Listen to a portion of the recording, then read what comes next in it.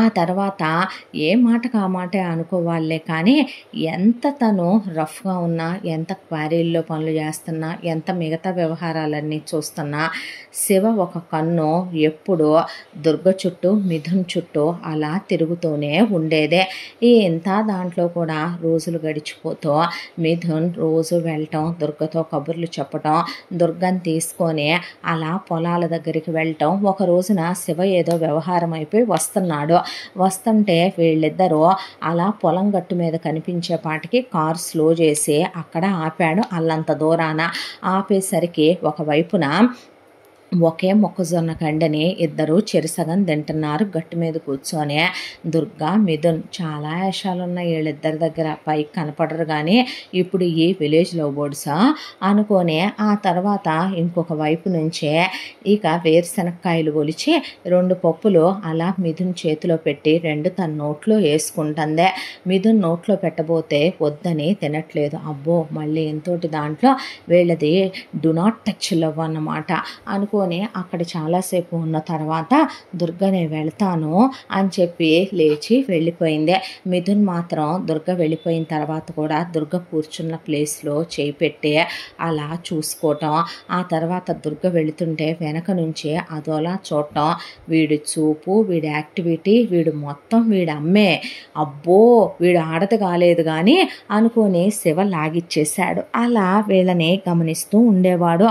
ఒక రోజున ఉన్నట్టుండే ఎవరికీ తెలియని విషయం ఏంటంటే దామిని మొగుడు దివాకరు కొంత డబ్బు అప్పుగా తీసుకున్నాడు రంజిత్ దగ్గర.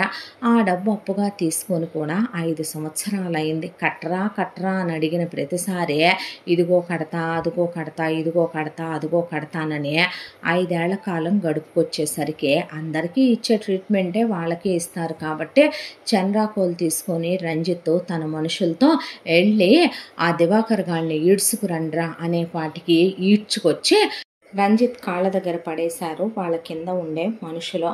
దాంతో దివాకర్ని స్తంభానికి కట్టేశారు. కట్టేసేసరికి ఏంట్రా డబ్బులు తీసుకొని అసలు ఇవ్వకుండా వడ్డీలు ఇవ్వకుండా నాటకాలు ఆడుతున్నావా ఏంటి అని రంజిత్ అనేసరికి దివాకర్ ఏంట్రా కూలి కుక్క, అడుగు తినే ఎదవ, లో క్లాస్ ఎదవ, కులం తక్కువ కుక్క, జీతగాడిగా వచ్చి అడుక్కు తినే ఎదవలాగా ఈ ఆస్తంతా ఎవరిదో, ఎవరాస్తి ఎవరు తీసుకున్నారో, ఎవరెవరు ఏమేం చేస్తున్నారో అక్కడ దాకా వస్తే మాకు తెలియదు అనుకుంటున్నావా? ఎగస్ట్రాలు వాగుతున్నావేంట్రా, నీతి జాతి లేని ఎదవా అనే వాటికి ఒళ్ళు మండిపోయిన శివ ఆ పక్కనే ఉన్నటువంటి చంద్రాకోలు తీసుకొని దివాకర్ని బాగా ఒక 10-15 కోటింగులు ఇచ్చేసరికి వచ్చి శివ చెయ్యి గట్టిగా పట్టుకొని దుర్గా వెనక్కి తోసేసి మనిషివా పసుపా, మా నాన్న కొడతావేంట్రా మూర్ఖుడా అనేపాటికి అసే నువ్వు అసలు ఆడదానివేనా? ఏ రోజైనా నువ్వు ఆడదానిలా ఉన్నావంటే అసలు నువ్వేంటి, నీ బలుపేంటే? మగాళ్ళను కొడతావు, మగాళ్ళ మీదకి వస్తావు, నీ ఇష్టం వచ్చినట్టు నువ్వు మాట్లాడతావు అనేలోపు వాళ్ళ నాన్న కట్లు ఉడదీస్తుంటే శివ జుట్టు పట్టుకున్నాడు దుర్గదే. జుట్టు పట్టుకొని అంత రోషం పౌరుషం ఉన్నదానివైతే నీ బాబు ఈ బృహన్నలగాడు మా నాన్న దగ్గర డబ్బులు తీసుకున్నాడు, పైగా మమ్మల్ని కులం తక్కువ కుక్కలని జాతి మతాలు ఎత్తి మాట్లాడుతున్నాడు, మమ్మల్ని ఇష్టం వచ్చినట్టు అంటున్నాడు. మా నాన్న అన్న దాంట్లో తప్పే ఉంది. ఈ డబ్బు, ఈ ఆస్తులు ఇక్కడ ఎవరు ఎలా వచ్చి చేరారో, ఇదంతా ఎవరిదో, ఎవరిది తీసుకున్నారో ఇక్కడ తెలియని వాడు ఎవడో లేళ్లే అనేపాటికి రంజిత్ కళ్ళు ఎర్రబడిపోయినాయి. దాంతో అంటే ఏంటో ఇక్కడున్న నీతో సహా అందరికీ తెలుసులే, నటించకు అని వాళ్ళ నాన్న కట్లోడదీస్తుండే వాళ్ళమ్మ అలా ఇంటి గుమ్మంలో ఏడుస్తూ నిలబడిందే. నిలబడేసరికి కళ ఇదంతా చూస్తూ అలా నిలబడి ఉండేసరికి శివకి కోపం ఎక్కువ. అసలే వీళ్ళిద్దరికీ పడదు, ఒకళ్ళంటే ఒకళ్ళకి అసహ్యం. రంజిత్ దాన్ని జుట్టు పట్టుకోరా అనేసరికి దుర్గని పట్టుకొని సరేనే నీ బాబు అప్పు కట్టడు, వాడిని నేను వదలను, వాడిని నువ్వు విడిపించుకొని వెళ్ళాలంటే ఇప్పటికిప్పుడు డబ్బులు కట్టి తీసుకెళ్ళు. ఇప్పటికిప్పుడు డబ్బులు కట్టమంటే ఎలా కడతాను నేను? అలాగైతే ఓ పని చేయి, పద నా గదిలోకి అలా కడుతూ కానీ పిచ్చ పిచ్చగా వాగావంటే పళ్ళు రాలిపోతాయి. ఆహా, నీకేనే అంత బలుపు, నీకేనే అంత పరువు, నీకేనే అంత ఇదే, ఏ మిగతా వాళ్ళకి ఉండవే అంటే వాడెమ్మటి తిరిగే ఆడవాళ్ళకు కూడా రోషాలు పౌరుషాలు ఉంటాయి. మరి మీ బతుకులకు ఉండవే అంటే, మీ ఇళ్లలో మగాళ్ళు మీకు ఆ విలువలు ఉంచరే అంటే, మా కర్మ కాబట్టి, మా రాత కాబట్టి ఇవాళ ఇవన్నీ పడాల్సి వస్తుంది మేమని దుర్గ అంటూ ఉండగానే, అవునా అలాగైతే ఓ పని చెయ్యి, నువ్వు కట్టేసి మీ నాన్న తీసుకెళ్ళు, లేదంటే నువ్వు పద అనేపాటికి పిచ్చి వేషాలు వేయకని వాళ్ళ నాన్న కట్లు తీస్తే ఒక పక్కన మళ్ళీ దివాకర్ రెచ్చిపోవటం మొదలుపెట్టాడు. దాంతో దివాకర్ మీదకి శివ వెళ్తుంటే దుర్గ అడ్డం వచ్చేసరికి దుర్గ మీద చెయ్యెత్తాడు శివ. వెంటనే అక్కడ అడ్డొచ్చేసి అడ్డం నుంచున్నాడు మిథున్. రే అనేపాటికి, ఏంటి నువ్వేంటి మధ్యలో ఇక్కడ అని రంజిత్ అనేసరికి, నాన్న ఇప్పటికిప్పుడు కట్టమంటే ఎలా కడతారో, మన ఇంటి ప్రాంగణంలో ఉండేవాళ్లే కదా నాన్న, తర్వాత కట్టేస్తారులే మెల్లమెల్లగా, అసలు నీకెందుకురా ఈ వ్యవహారం అంది రాణి. ఏమో ఎవరెవరితో ఏ వ్యవహారాల్లోకి ఎందుకు వెళ్తారో అంది పద్మావతి. అనేసరికి, నువ్వు ముందు లేరా, ఇది నీ విషయం కాదు, నువ్వు మూసుకొని అడ్లే అన్నాడు శివ. అనేసరికి, నేను లేవను అన్నాడు మిథున్. అంటే ఏంట్రా నువ్వు లేవందే అని ఈ చౌతల పడేయండి అని రంజిత్ అనేపాటికి పక్కకి లాగేసరికి మిథున్ని దుర్గ జుట్టు పట్టుకున్నాడు శివ. అలా వీళ్ళ మధ్య వాళ్ళ మధ్య మొదలైన గొడవ కాస్త మిథున్ వచ్చి శివ కాలర్ పట్టుకున్నాడు. అన్నదమ్ములిద్దరూ కొట్టుకుంటాం మొదలు పెట్టేసరికి రంజిత్ వెళ్ళి కొడుకులిద్దరిని విడగొట్టి పడేసి, పిచ్చి పట్టిందా ఏంట్రా, ఎవరో మూడో వ్యక్తి కోసం మీరు కొట్టుకోవటం ఏంటి, ఎవత్తిరా అదే అని, ఎలాగోలా ఆ ఇల్లు నొక్కిచ్చేసుకుందాంలే, ఆ స్థలం దక్కిచ్చేసుకున్నానంటే ఈ ఎదవలేంట్రా దేవుడా అని తలకాయ పట్టుకునే పాటికి, ఎవరూ కట్టక్కర్లా ఏమీ చెయ్యక్కర్లా, మరి ఎవడు కడతాడో అది ఎటు గాలికి తిరుగుతుందిగా, ఉద్యోగాలు సద్యోగాలని అవి చేసి కడితే అయిపోద్ది అనుకుంటున్నావా, ఒక 50 ఏళ్ళు పట్టుద్ది అదంతా అవ్వాలంటే, ఆడేమన్నా చిన్నప్పు చేశాడు అనుకుంటున్నావా అన్నాడు శివ. నీకు అనవసరం, నేను కడతాను, నువ్వు కడతామేంట్రా అంది రాణి. అన్న తర్వాత, నేను సిటీలో ఉన్నప్పుడు ఎంటెక్ చేస్తూ పార్ట్ టైం చేశానులే అని అబద్ధాలు చెప్పి వాళ్ళమ్మ లక్షలు పాకెట్ మనీలు వేస్తే తనేమో అంత వాడుకోలా, అవి ఉండేసరికి అక్కడికక్కడ 25 లక్షలు చెక్కు రాసి ఇచ్చేసి మీదను తను వదిలేయండి, వాళ్ళ నాన్నగారిని వదిలేయండి అని చెప్పి అక్కడి నుంచి అన్నాదమ్ములిద్దరూ దిక్కంటే దిక్కు అనుకుంటుంటే రంజిత్ ఇద్దరిని లాగేసేపాటికి లోపలికి వెళ్ళిపోయారు.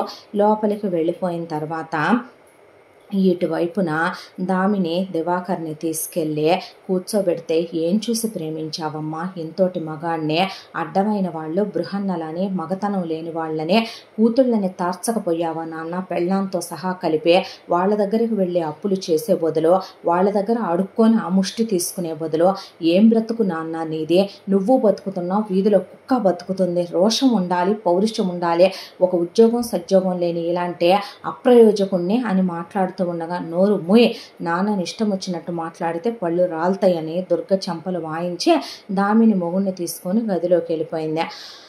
అయ్యిందా నీ ఓవర్ యాక్టింగ్ అని కళ ఫేస్ ప్యాక్ వేసుకొని తన గదిలోకి వెళ్ళిపోతే దుర్గ అలా ఏడుస్తూ కూర్చుంది. వెంటనే మిథున్ వచ్చి బాధపడొద్దని ఇక ఓదారుస్తూ కూర్చున్నాడు. నాకేంటో నా రేపటి పరిస్థితి నాకు అర్థం కావట్లేదు మిథున్, వీళ్ళిద్దరి సంగతి ఏంటో తెలియదు, దాని బాధ్యత ఏంటో అర్థం కావట్లేదు, అదా చదవట్లేదు, పోనీ ట్యూషన్ పెట్టించమంటావా అంటే నాకు ఇంట్రెస్ట్ లేదంటుంది, తలంతా బద్దలైపోతుంది, ఏంటో ఏం అర్థం కావట్లేదు, నాకు బట్టలు ఉన్నాయిలే కుట్టుకోవాలి, నువ్వు వెళ్ళు మిథున్ అనేసరికి సరేనని ఆ అమ్మాయిని ఓదార్చి మిథున్ వచ్చేసాడు. వచ్చేసిన తర్వాత, నీకేంట్రా అంత ఇంట్రెస్ట్ దాని మీద అని రాణి రంజిత్ అడుగుతుంటే ఒకవైపున పద్మావతి అటు చూస్తూ నిలబడితే శివ పైన నుంచి వెళ్ళటం ఓదార్చటం ఈ డబ్బులు ఇవ్వటం ఇదంతా ఏంటా అని అబ్జర్వ్ చేస్తూనే ఉన్నాడు స్మోక్ చేస్తూ. ఇంత దాంట్లో ఆ అమ్మాయి నా స్నేహితురాలమ్మ, చిన్నప్పుడు కలిసి చదువుకున్నాం, ఎవరైనా సరే ఆపదలో ఉన్నారంటే ఆదుకుంటే అది పుణ్యమే కానీ పాపం కాదు, తప్పు కాదు కదా, దానికి కూడా ఒక ఇష్యూ చెయ్యాలంటావా ఏంటి, ఇప్పుడు ఏమి లేక సస్తున్నామని అనకూడదులే, కానీ వాళ్ళు తీసుకున్న లోన్ అప్పు అతను తీసుకుంది 15, మీరు తీసుకుంది 25, 10 లక్షల వడ్డీ అయిపోయిందా అమ్మ 5 ఏళ్లలో అని అక్కడి నుంచి వెళ్ళిపోయాడు. వీడేంటే అని రంజిత్ అంటే, ఏదోలే చిన్నపిల్లోడు స్నేహం అన్నాడుగా వదిలేయరాదు అంది రాణి. అన్న తర్వాత అంతే, ఎంతైనా మన బీజాలు ఎక్కడి నుంచి మొదలైనవి అనేసి వెళ్ళిపోయింది పద్మావతి. ఆ తర్వాత ఇక ఇలా రోజులు గడిచిపోతూ ఉండగా ఒక రోజున ఇలా కొంతకాలం గడిచిపోయిన తర్వాత ఇంకా తన ప్రేమ వ్యవహారం చెప్పకుండా ఉండకూడదు దుర్గకి అని నిర్ణయించుకున్న మిథున్ టైం కోసం ఎదురు చూస్తున్నాడు. కరెక్ట్గా కొన్ని రోజులకి మిథున్ సిటీకి వెళ్ళి ఒక గిఫ్ట్, దాంతోపాటు ఒక మంచి డైమండ్ రింగ్ తెచ్చుకున్నాడు. ఎక్కడ ప్రపోజ్ చేయాలో ఒక స్పాట్ చూసుకొని అక్కడ అందంగా ఒక గుడిసెలాగా వేయించి దాంట్లో మంచిగా బలూన్స్ అవన్నీ పెట్టి డెకరేట్ చేయించుకొని విలేజ్ అట్మాస్ఫియర్లో వాళ్ళు పెరిగిన అమ్మా నాన్నలకి, వాళ్ళు పెరిగిన అంతోటి ఎఫెక్షన్లకి అంతకు మించిన ఎక్స్పెక్ట్ చేయకూడదేమో మిథున్ దగ్గర నుంచి కూడా. ఇక మొత్తానికి అలా డిజైన్ చేయించిన తర్వాత ఇంటికి వచ్చేపాటికి కరెక్ట్గా అదే టైంకి రాణి ఒకవైపున రంజిత్ కలిసి ఎక్కడికో బయటకు వెళ్తున్నారు. పేడా పోద్దే, ఎక్కడికో చోటకి వెళ్తున్నారులే ప్రశాంతత అనుకుంటే పద్మావతి ఒకవైపున షాపింగ్ అని బయలుదేరిన తర్వాత శివ ఆల్రెడీ క్వారీ దగ్గరే ఉన్నాడు. ఇదే కరెక్ట్ టైం అనిపించి వెళ్ళి దుర్గనే నాతో రా అని అడిగాడు మిథున్. ఎక్కడికి మిథున్ అంటే, రమ్మంటున్నానా దుర్గా రా అని చెప్పి ఆ అమ్మాయిని అనేసరికి సరే పద అని వెంట వచ్చేసరికి కరెక్ట్గా వీళ్ళు అలా వెళ్ళటం చూసిన శివ కారు వెళ్ళేది స్లో అయిపోయి ఒక వీళ్ళకి కాస్త దూరంలో కారు ఆపి అలా గమనించడం మొదలుపెట్టాడు. వెళ్ళేసరికి ఒకసారి నువ్వు దానికి ఉన్న తడికని తీయి అన్నాడు మిథున్. అనేసరికి అబ్బో ఏంటి తడికల్లో లవ్వా అని శివ అలా చూస్తూ ఉండేసరికి ఆ తడికని ఓపెన్ చేసింది.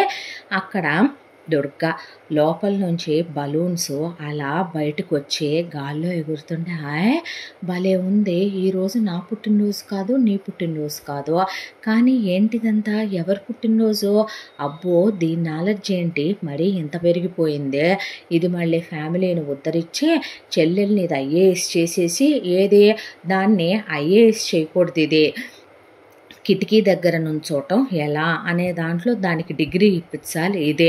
ఇక వీళ్ళ అమ్మా నాన్నలైతే రాణి రాజుని చేద్దాం అనుకుంటుంది ఇదే. అబ్బో అనుకొని అలా చూస్తూ ఉండేసరికి లోపలికి రా అన్నాడు. అన్న తర్వాత అలా లోపలికి 2 అడుగులు వేసిన తర్వాత అక్కడ లైట్లు వెలుగుతూ బలూన్స్ అవి అందంగా ఉంటే చాలా బాగుంది, ఏంటి విశేషం అనేసరికి ఉంగరం తీసుకొని దుర్గా ఐ లవ్ యూ అని చెప్పాడు మిథున్. అనుకున్నాన్రా నీకు అంత పైత్యం ఎక్కువయ్యే నువ్వు వచ్చిన రోజున దాన్ని అలా నడుం పట్టుకొని గుండ్రంగా తిప్పావనే, మొక్కజొన్న కండ చెరో సగం తింటున్నప్పుడే మీరు వేరుశనక్కాయ గింజలు ఒకళ్ళ చేతుల్లో ఒలిసి ఒకళ్ళు పెట్టుకుంటున్నప్పుడే ఎక్స్పెక్ట్ చేశా మీది పడుదులు దాటిన లవ్ కాబోతోందనే ఎక్స్పెక్ట్ చేశా.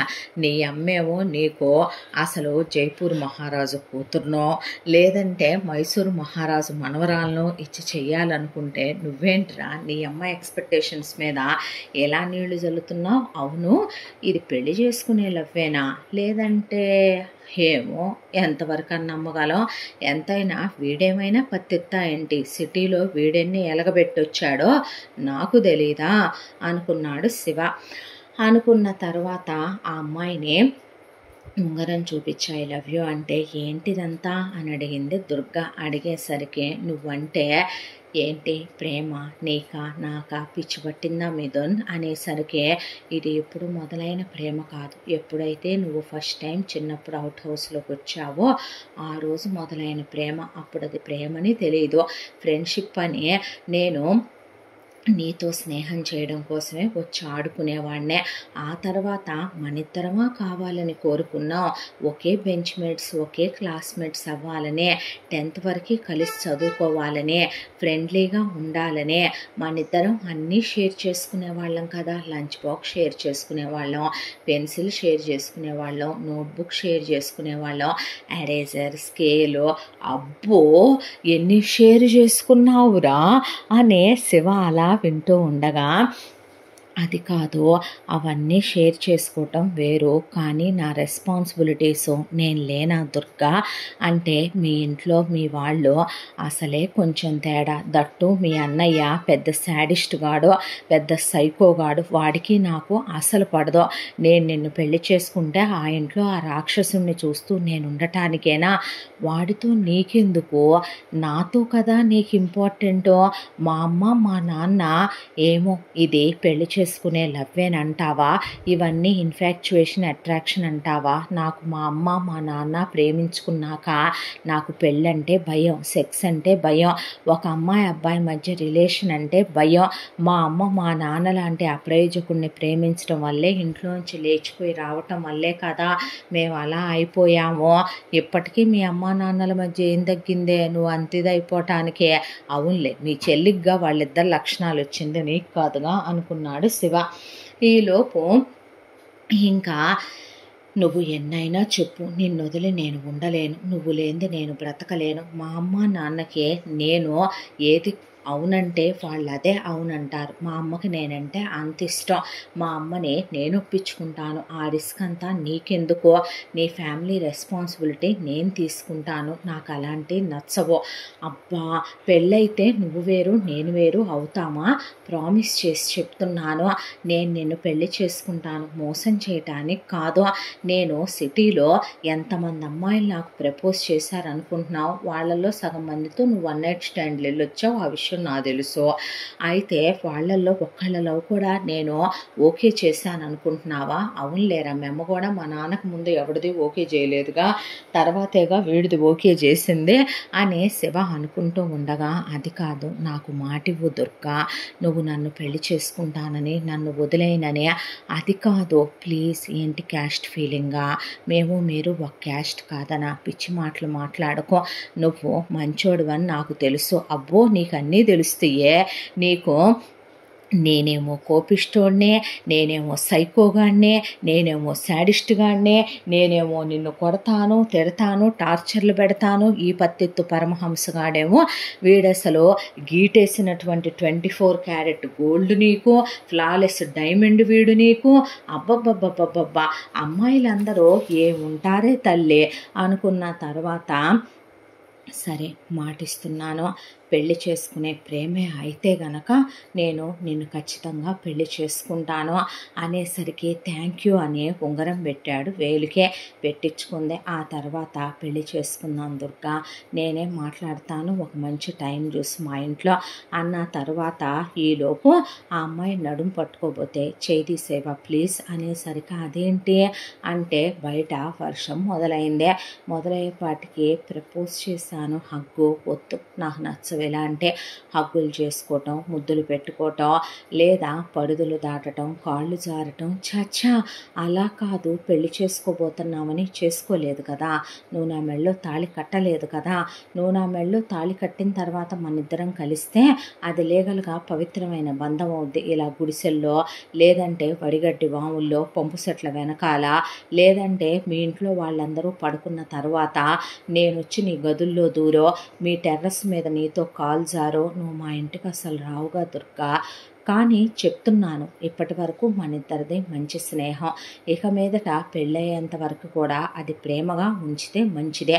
No hug, no touch, no kiss అనుకో ప్లీజ్, ఏమీ అనుకోకో. అంతకు మించి ఎక్స్పెక్టేషన్స్ పెట్టుకోవద్దు. ఒక్క ముద్దు, వర్షం పడుతుంది కదా అనేసరికి, నేను ఇలాంటివి వద్దని చెప్తున్నానా, నేను వెళ్ళాలి, నాకు బట్టలు ఉన్నాయి అనేసరికి, అది కాదు కుట్టుకోవాలి, వెళ్ళాలి, ఒప్పుకున్నాను కదా, పెళ్లి చేసుకుందాం అన్నాను కదా, అది కాదు, పోనీ కాసేపు ఉండు, వద్దులే ఇక్కడుంటే పెళ్ళికి నేను మళ్ళీ ఇంకో పాపనో బాబునో తీసుకొని కూర్చోవాల్సి వచ్చేలాగా ఉంది అని అక్కడి నుంచి దుర్గా గబగబా నడుచుకుంటూ వెళ్ళిపోయింది. ఇప్పుడు వీళ్ళదే ఏ లవ్వు, లైలా మజ్నూనా, దేవదాస్ పార్వత, రోమియో జూలియట్టా, ఏ లవ్వు ఇది వెళ్ళిందా లేకపోతే ఇది మళ్ళీ వెనక్కి తిరిగి వస్తుందా, దీనికి మళ్ళీ ఫీలింగ్స్ క్రియేట్ అయ్యి చూద్దామని ఒక గంట అలాగే ఒకవైపున ముడిసిపోతున్న మిథున్ వర్షంలో తడుస్తూ అక్కడ డ్యాన్స్లు వేసుకుంటూ పాటలు పెట్టుకొని చిందులు దొక్కుకుంటూ అక్కడ గాలిలో వానలో I love you Durga, I love you, నీతో నా లైఫ్ హ్యాపీగా ఉంటుంది, నేను చేసుకుంటే ఒక్కసారి నా క్యాస్ట్ మారిపోద్ది, ఇన్నాళ్ళు నేను ఎన్నున్నా మాకెంత డబ్బులున్నా సరే మాకు లేని చాలా నీతో మారిపోతే యు ఆర్ ఏ డైమండ్, నీలాంటి డైమండ్ నాకు దొరకటం నా అదృష్టం అని డ్యాన్సులు వేసుకుంటూ పాటలు పాడుకుంటూ మాట్లాడుకుంటుంటే అలా చూసిన తర్వాత మిథున్ కూడా బయలుదేరిపోయాడు. ఇది వెనక్కి వచ్చే రకం కాదులే, దీనికి పొగరుతో పాటు దేవుడు క్యారెక్టర్ అనేది కూడా ఒకటి పెట్టాడని శివ కూడా లాగిచ్చేశాడు. ఆ తర్వాత ఈ ఇంటికి వచ్చేసరికి మిథున్ తడిచిపోయేస్తే ఏంట్రా తడిచిపోయి వచ్చావు అంది రాణి. ఏం లేదమ్మా, పొలం నుంచి వస్తుంటే వర్షం పడింది అని లోపలికి వెళ్ళి స్నానం చేసి తల తుడుచుకొని భోంచేసి దిండును కౌగిలించుకొని కలలు కంటూ మిథున్ పడుకున్నాడు. రాణి పద అని రంజిత్తుని తీసుకొని పూలు పెట్టుకొని వెళ్ళిపోయింది.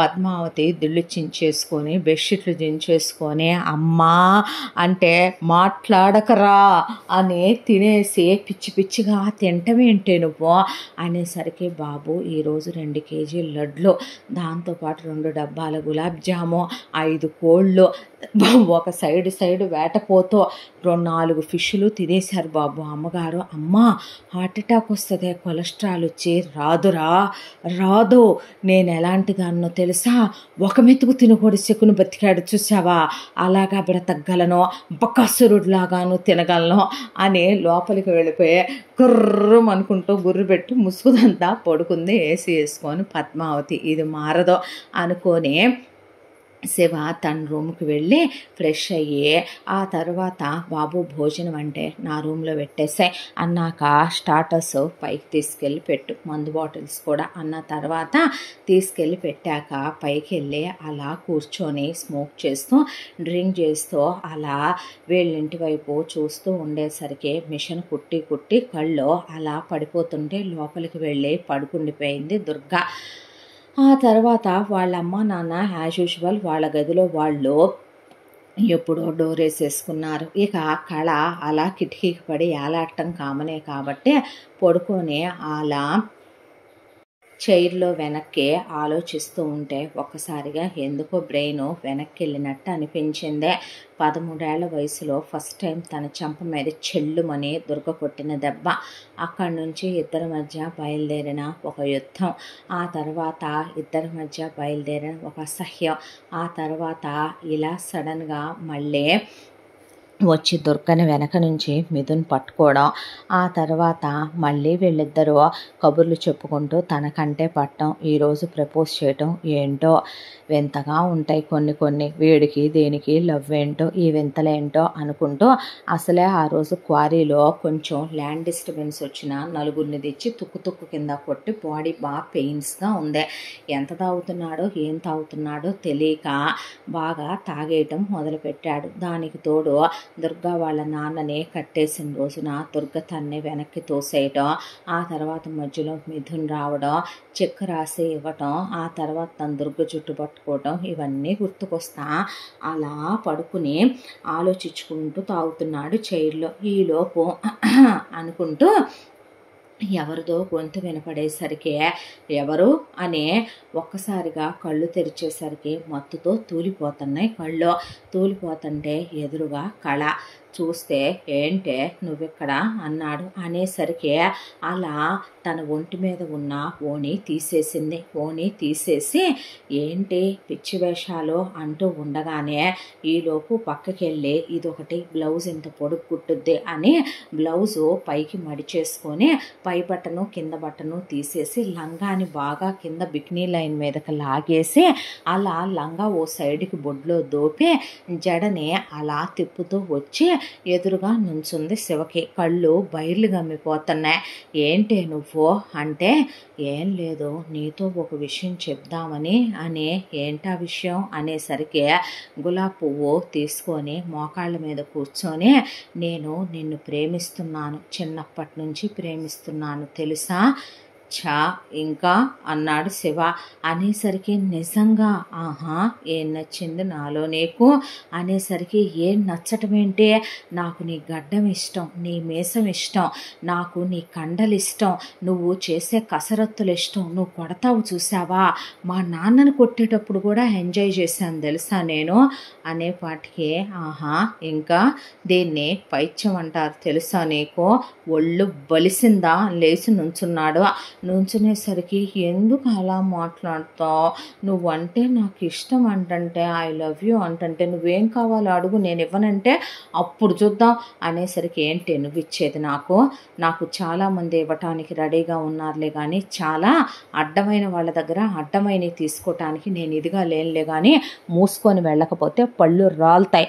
ఈ విషయం మీ అక్కకి తెలుసా, అమ్మో తెలిస్తే మా అక్క చంపేదో, నన్ను మా క్యాస్ట్లో అబ్బాయికే ఇవ్వాలని మా అమ్మ నాన్న మా అక్క గురించి ఆలోచించరు కానీ నా గురించి ఆలోచిస్తారు తెలుసా, కానీ నేను నిన్ను చాలా లవ్ చేస్తున్నాను తెలుసా అనేపాటికి పిచ్చ పిచ్చ వేషాలు వేస్తే పళ్ళు రాలుతాయి తెలుసా.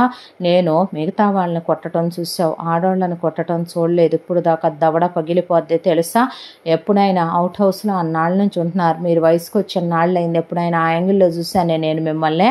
ఆ తెంగరదేందే మిషన్ కుట్టి కుట్టి పడుకుందా, ఇంట్లో ఉన్న నువ్వు ఎటు గాలికి తిరుగుతున్నావు ఎటు బలాదూరు తిరుగుతున్నావు దాన్ని పట్టించుకునే పని లేదా, ఎదవసంతా ఎదవగోల, లవ్ అంట లవ్వు అని పువ్వు తీసుకొని పక్కకి ఇసిరేసి తూలుతూ వెళ్ళబోతుంటే కావాలని మీద పడి టచ్ ఫీల్ అయ్యేలా చెయ్యాలని ముందుకు నడుచుకుంటూ వచ్చే, అలా ఒక్కసారిగా ఆ అబ్బాయి మీద పడిపోయింది. శివ అసలే తాగి బ్యాలెన్స్ లేదు కాబట్టి తూలి పడబోయిన వాడు గోడ పట్టుకొని ఆపేసరికి అలా చెయ్యి పట్టేసుకున్నాడు. పట్టుకుంటే కావాలని చెయ్యి వెనక్కి తోసేసి గట్టిగా కౌగిలించేసుకుంటే, ఏంటే నువ్వు నీ ఎదవేషాలు అంటూ ఉండగా గట్టిగా కౌగిలించుకొని అతని తల గట్టిగా పట్టుకొని డీప్గా అతన్ని ముద్దు పెట్టడం మొదలుపెట్టింది. దాంతో అసలే మత్తులో ఉన్నాడు. ఆ ఎదురుగా ఉండే వాళ్ళు నిజం చెప్పాలంటే తను తలుచుకుంటే చాలామంది ప్రాస్టిట్యూట్లతో తనకి వన్ నైట్ స్టాండ్లో అలాంటి రిలాక్సేషన్ల కోసం 3 నెలలకో 6 నెలలకో చిన్న చితక చిలకొట్టులు లేకుండా లేవో. మిథున్ సిటీలో వన్ నైట్ స్టాండ్ల అమ్మాయిలతో తిరిగేసి వచ్చినోడే వాడు. అక్కడ దాకా వస్తే అబ్బాయిలకి ఇవన్నీ పెళ్ళికి ముందు కామనే, కానీ తనే ఇప్పుడు అడ్వాన్స్ అయితే దీని బతుకు ఏమైపోద్ది అనే దాంతో చాలాసేపు అలా తన్మయత్వంలో మునిగిపోయి ముద్దు పెట్టుకుంటూ ఉండిపోయినటువంటి కళని ఒక్కసారిగా శివ తల గట్టిగా విదిల్చేసి ఒక్క తోపు తోశాడు వెనక్కి. పో పళ్ళు రాలుతాయి కొట్టానంటే అనేసి అక్కడి నుంచి ఒక తోపు తోసి తన రూమ్లోకి వెళ్ళి డోర్ వేసేసుకున్నాడు. అబ్బా నేను నీకు ఏదో ఇవ్వాలని వస్తే నువ్వేమీ తీసుకోకుండా పంపుతావేంటి నన్ను పస్తు పెట్టి అనేపాటికి అసలు లోపల నుంచి ఇక శివ మాట్లాడలేదు. ఆ తర్వాత మళ్ళీ నెక్స్ట్ డే బాగా రెడీ అయ్యి ముస్తాబయ్యి టిప్ టాప్గా ఇక యాజ్ ఇట్ ఈస్గా మళ్ళీ ఆ అబ్బాయి దగ్గరికి వచ్చేసరికి రూమ్లోకి వెళ్దాం అనేసరికి చెప్పు తెగిపోద్ది కొట్టానంటే. రాత్రంటే నేను ఎక్కువ తాగేసున్నాను, వెధవేషాలు వేసింది నువ్వు, ఇంకొకసారి ఇలాంటి వెధవేషాలు వేసావంటే చెప్పుతో కొడతా జాగ్రత్త. తాగిన మత్తులో నేను నువ్వే ప్రాస్టిట్యూటో అనుకొని అడ్వాన్స్ అయితే ఏమై ఉండేదే నీ బతుకు. వెధవేషాలు వేస్తే మొహం పగలగొట్టి తోలు తాటా తీసి చేతిలో పెడతా, పిచ్చాష లేకుండా పోతలకే అనేసిన తర్వాత తలంతా పోటుగా అనిపించింది. చచ్చా నేనేంటి రాత్రి దీంతో అలా బిహేవ్ చేయటం ఏంటి, అసహ్యంగా, ఇది దీని బాడీ నా బాడీకి టచ్ అయ్యేలాగా మగాళ్ళ మీద పట్టం ఏంటి, చండాలంగా ఇది నన్ను మత్తులో ఉన్నానని గోడ కానిచ్చి ఇది నన్ను డీప్గా కిస్ చేయటువంటి దరిద్రం అనేసి అక్కడి నుంచి తగ్గించాలి, మరీ ఎక్కువ అవుతుంది తాగటం అని చెప్పి అక్కడి నుంచి వెళ్ళిపోయాడు శివ. పెద్దదేమో మిషన్లు కొట్టే బతుకు, దాందేమో ఇలా అనుకోవటం. అమ్మ ఇదేమో చూసావా ఏం వేషాలు వేస్తుందో అని జరిగిందంతా వాళ్ళ అమ్మకు చెప్పాడు శివ. చెప్పేసరికి పైత్యం ఏడవబోతాయి అమ్మ బాబులు బుద్ధులు రాక దీని కొడుకు కూడా ఇలా ప్రపోజ్ చేశాడు దానికి అని చెప్పాడు. చెప్పేసరికి వాడు తెలివైనోడురా, వాడు ఎలాంటి వాటినైనా హ్యాండిల్ చేయగలిగిన తెలివితేటలు నేర్పిందది. అది నీ బాబుని లొంగదీసింది, వాడు ఆ దుర్గని లొంగదీసేశాడు. దీని సంగతి ఏంది, నీకేస్తుందా ఇదే అనేపాటికి నేనంత ఇవ్వనులేమ్మా అంటే, ఏ కడుపు కాలో వచ్చిందాక ఎల్లబాకరా, చిచి నేను దాంతో అసలు ఏమీ చేయలేదో, అదే నా మీద పడిందంటే నీదొప్పించుకోవాలా అనేసి శివ అక్కడి నుంచి వెళ్ళిపోయాడు. పైచెప్ మొహాలు పైచెప్ పనులు, ఇంట్లో ఆడపిల్లలు ఎటుగాలి తిరుగుతున్నారో అనేది పట్టించుకోకుండా ఇది 24 గంటలు పూలు పెట్టుకొని గదుల్లోకి వెళ్ళుద్దే. ఏం బుద్ధులో ఏమో, జమీందారు కూతురు అనుకోగానే సరే థూ అనుకొని అవతలికి వెళ్ళిపోయింది పద్మావతి. ఆ తర్వాత ఒక రోజున రాణి అలా కూర్చొని ఉంటే రంజిత్తో కబుర్లు చెప్తుంది. ఈలోపు మిథున్ వెళ్ళి అమ్మ నీకు విషయం చెప్పాలి అన్నాడు. ఏంట్రా అంటే, నేను పెళ్లి చేసుకుందాం అనుకుంటున్నాను. అవునా, ఎవర్రా, ఏ కోటీశ్వరరాలు లవ్ చేసావా, ప్రేమించావా, వాళ్ళ నాన్నకి ఎన్ని వేల కోట్లున్నాయి, వాళ్ళు ఎక్కడుంటారు, ఫారిన్ రిటర్నా అని అది ఇది అని చెప్పి అడుగుతుంటే పద్మావతి అలా కూర్చొని వింటూ కూర్చుందే.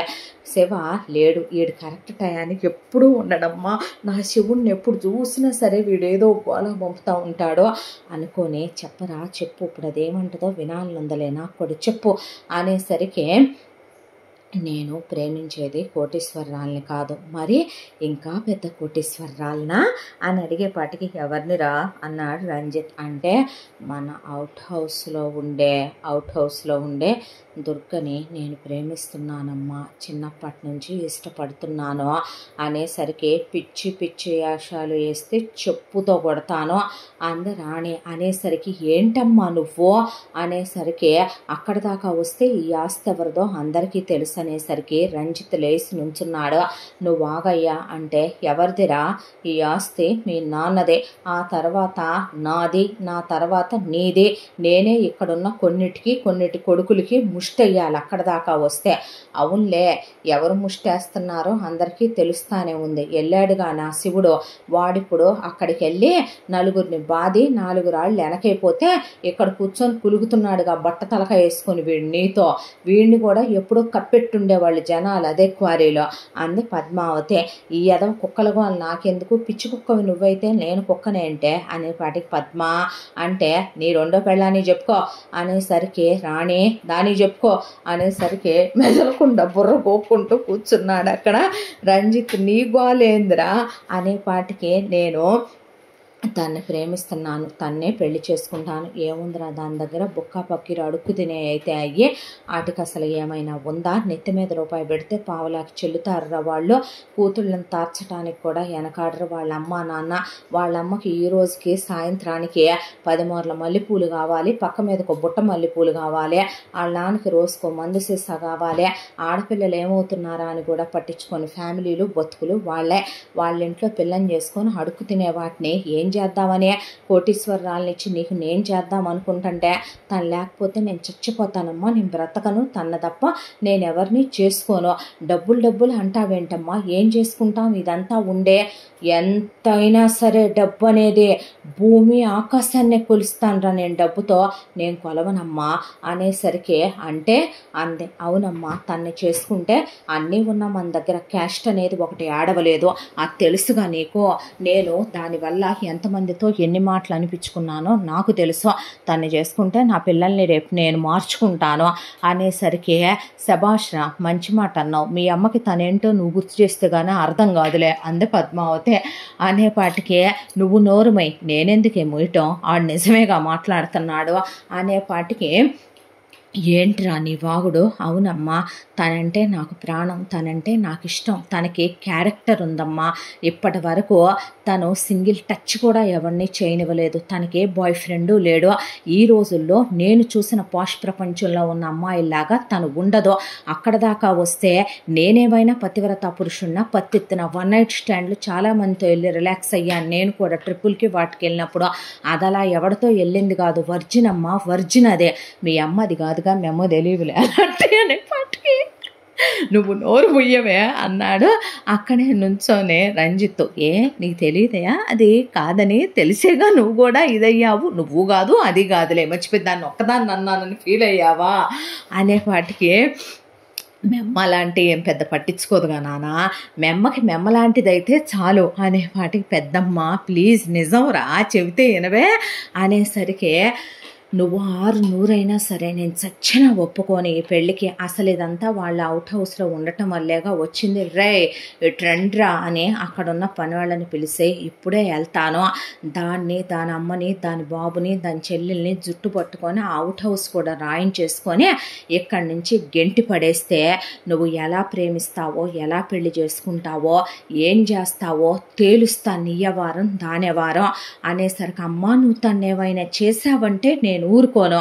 ఛా, నా గురించి నీకు తెలుసురా, నాకేమీ కొత్త కాదు నాటు మందులు వాడటం, దిండు వాడటం, చూసావురా మెమ్మెన్ తోపినప్పై ఒప్పుకుంటుందో అలాంటి విషయాలు.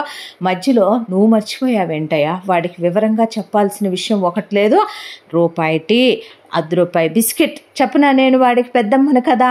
ఏమే ఏంటది బిస్కెట్ టీ పెద్దమ్మ, నోరు మొయ్ పనికి మాలిన ఎదవా, ఏమీ లేదు. పోనీ రైల్వే స్టేషను అర్ధరాత్రి, పోనీ కత్తి, పోనీ మసి, పోనీ నగలు, పోనీ డబ్బులు, ఏంటిదంతా అనేపాటికి అసలు ఏందయ్యా ఈ గోల్ నాకు నువ్వు చెప్పవో అంది రాణి. పద్మ అనేసరికి ఆహా వద్దంటావా, ఇష్ అంటావా, సరేలే అలాగైతే అంటే నువ్వు గుర్తుపెట్టుకో, మళ్ళీ మధ్యలో నా శివుడు ఉన్నాడు, అది గుర్తుపెట్టుకోకుండా మొత్తం వాళ్ళదే అంటున్నారు వాళ్ళు. పెడతానే నేను అంటే ఎవరు తెలుసు, ఎవరు ఇచ్చారు, అమ్మ పెళ్ళాం ఒంటి మీద చెయ్యే అయిన మొగుడివే మగాడివిరా నువ్వు, ఇది వచ్చిన తర్వాత నేను నమ్మేది అనేపాటికి బుద్ధున్నోడెవడో కూడా 2 పడవల మీద కాళ్ళు వేయకూడదు, నువ్వు రెండిటి మీదే వేయలేదులే, నువ్వెన్నిటి మీద వేసావో నీకు, ఎన్నిటి మీద వేయించిందో దానికి తెలియాలి అనేపాటికి ఏం మాట్లాయే, నీకు నాకు మాట్లాడి పోవతలకి నా శివుడు ఉన్నాడు నాకు అనేసింది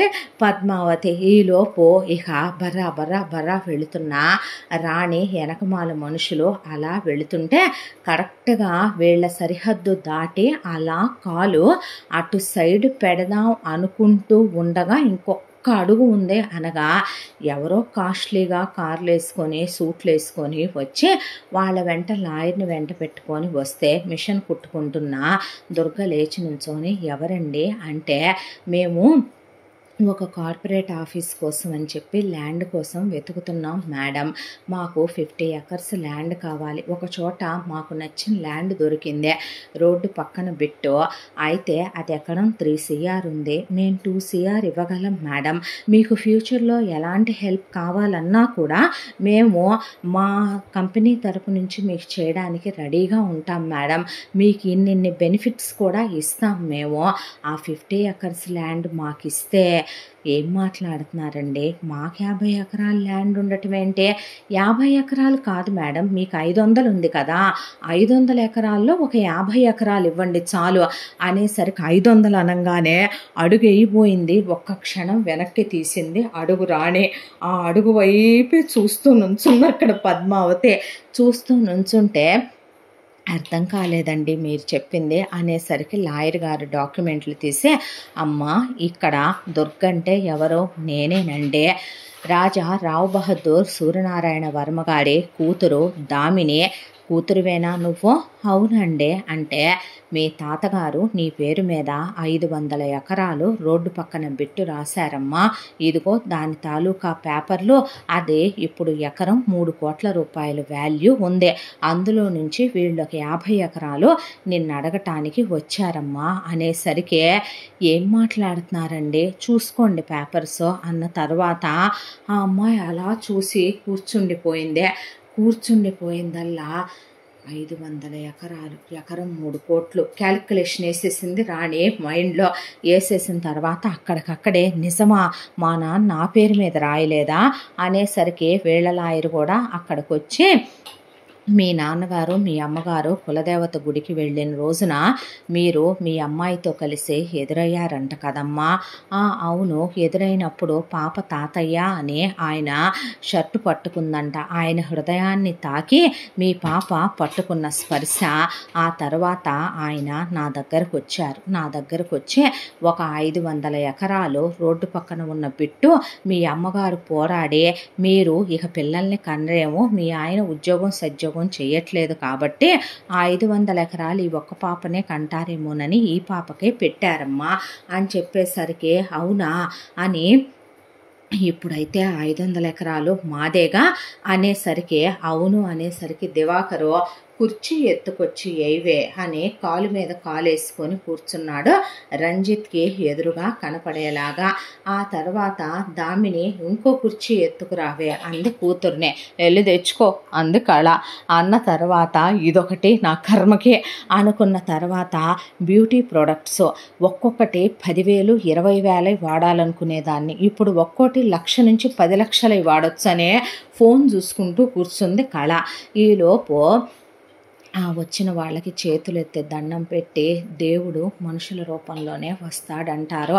మీరు అడిగిన ఎకరం 2 కోట్లకే నేను ఇస్తానండి. మా బ్రతుకులకి అదే చాలా ఎక్కువ. మీరు ఎప్పుడు రిజిస్ట్రేషన్ పెట్టుకున్నామంటే అప్పుడు వస్తాను అన్న తర్వాత, థ్యాంక్ యూ మేడం, అలాగే ఈ 25 లక్షలు ఉంచండి, అడ్వాన్స్గా కాదు, మీరు మాకు 2 కోట్లకి ఇస్తానన్నందుకు మా సార్కి చెప్తాం మేడం, ఆయన చాలా హ్యాపీగా ఫీల్ అవుతారు. ఒక మంచి కాస్తో చాలామందికి జాబ్లు ఇవ్వాలని ఈ కార్పొరేట్ ఆఫీస్ స్టార్ట్ చేద్దాం అనుకుంటున్నారు ఆయన. అలాగేనండి చెప్పండి అన్న తర్వాత వాళ్ళు ఆ డబ్బులు ఇచ్చేసి అక్కడి నుంచి థ్యాంక్స్ చెప్పి వెళ్ళిపోయారు. వెళ్ళిపోయిన తర్వాత దుర్గా ఆనందానికి అవధులు లేవు. ఆ డాక్యుమెంట్లో జిరాక్స్ కాపీ ఆ అమ్మాయికి కూడా ఇచ్చారు. ఇచ్చేసరికి అక్కడే ఉన్నటువంటి పద్మావతి ఇదంతా వింటంటే ఇక రంజిత్ అలా చూస్తూ కూర్చున్నాడు. ఈలోపు రాణి అలా ఆలోచిస్తూ ఉండగా, ఇదిగో నీకు ముందే చెప్తున్నాను దుర్గా, 500 ఎకరాలు తాత నీ పేరు మీద రాసిన దాంట్లో నాన్నకి 200 ఎకరాలు, చెల్లికి 200 ఎకరాలు, నీకు 100 ఎకరాలు. గుర్తుపెట్టుకో, ఇప్పుడు ఈ 50 అమ్మేశావు కాబట్టి అది నీ లెక్కలో వేసుకో. ఆ తర్వాత ఇంట్లో కావలసిన నగలో ఈ దిక్కుమాలిన ఇల్లు పడగొట్టి పెద్ద ఇల్లు సెంట్రలైజ్ ఏసీతో కట్టించి, చెల్లి కార్లు అవి అడిగింది కొనేసేయి, బట్టలవి, తర్వాత మిగతాయి ఇంకొక 50 ఉన్నాయిగా అమ్మి నువ్వు ఉంచుకో డబ్బులు అనేసరికి, అమ్మో అని పద్మావతి గుండెల మీద చెయ్యేసుకొని నుంచుంటే రాణి కళ్ళు ఎర్రగా అయిపోయి కళ్ళల్లో అలా ఒక్కసారిగా ఎర్రటి జేరొచ్చి అలా కళ్ళల్లో నీళ్ళు ఒక లైన్ వచ్చి ఆగాయి. అసలు ఇదంతా వింటూ మైమరిచిపోయి నుంచుండిపోయాడు మిథున్.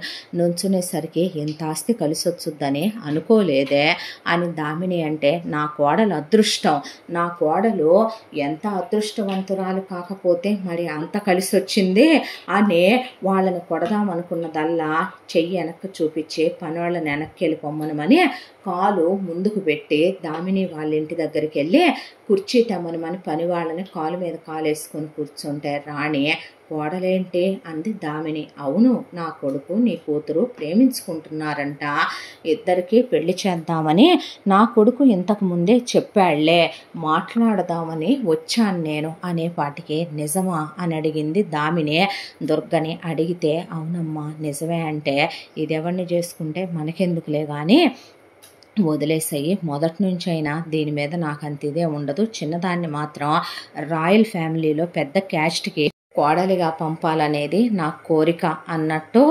అవునా అనేసరికి అవును అంటే, ముందు ఆ 500 ఎకరాలు రాసే పని చూడవే, రేపు వాళ్ళ రిజిస్ట్రేషన్తో పాటు అని దామిని అంటుంటే, రాస్తదిలే అప్పుడే కంగారేముందే, ముందు పెళ్లి మాటలు కానివ్వు, తర్వాత జాతకాలు చూడనివ్వు, శుభ సమయాలు చూడనివ్వు, ఎక్కడికి వెళ్ళొద్దే, రాస్తదిలే, కంగారు పడిపోతే ఎట్లాగా, రాసే వ్యవహారంలో అంత కంగారేంటి నీకు అందే రాణి. అనేసరికి అది కాదు, ఏది కాదు, ఎందుకంత కంగారు, అయినా పిల్లకి ఆస్తి కలిసొచ్చిందని ఆనందపడాలా లేదంటే ముందు పంపకాల విషయాలు మాట్లాడాలా అనేసరికి దామిని ఇకేం మాట్లాడలేదు. ఇళ్ళలగానే పండగ అయిపోద్ది అంటే 500 ఎకరాలు దానికొస్తే నువ్వు నీ కూతురు నీ మొగుడు గద్దల్లా తన్నుకొని వెళ్ళిపోతారా, ఎవడి సొమ్ము ఎవడికి ఇచ్చేదే అని అలా రాణి ఆలోచించుకుంటూ ఉండగా పద్మావతి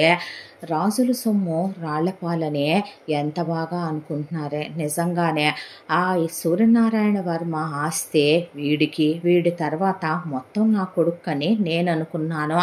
ఇప్పుడు దీనికి 500 ఎకరాలు తీసుకొచ్చి అష్టలక్ష్మి కోడలుగా వస్తుంటే చూస్తూ నేను ఊరుకుంటానా? చచ్చ నేను చెయ్యాల్సిన ఇన్నేళ్ళు ఇప్పుడు దాకా నేనేంటనేది చూపించాల్సిన టైం ప్రేక్షకులకి రాలేదు కదా, ఇప్పుడు చూపించేస్తా ఈ పద్మావతి అంటే ఏంటో.